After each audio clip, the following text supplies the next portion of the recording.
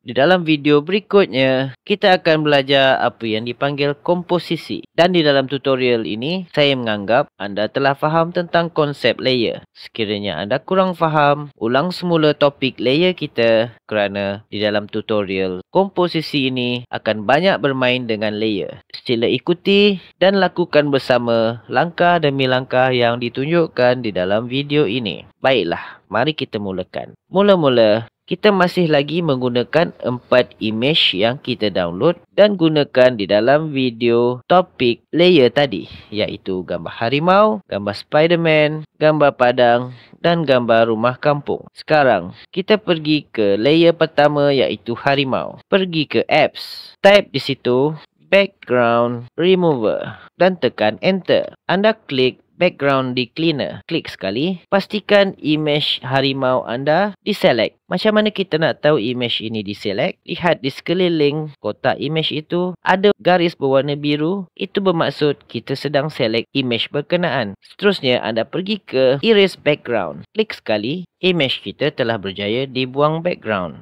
Seterusnya pergi ke rumah kampung. Klik rumah kampung. Pastikan rumah kampung dipaparkan di sini. Bermaksud anda sudah select dia. Dan klik erase background. Rumah kampung sudah dibuang backgroundnya. Seterusnya anda klik image Spiderman. Tarik Spiderman di sini. Pastikan gambar Spiderman dipaparkan di sini. Dan tekan erase background. Gambar Spiderman telah siap dibuang background. Untuk langkah yang seterusnya, kita sambung di video berikutnya.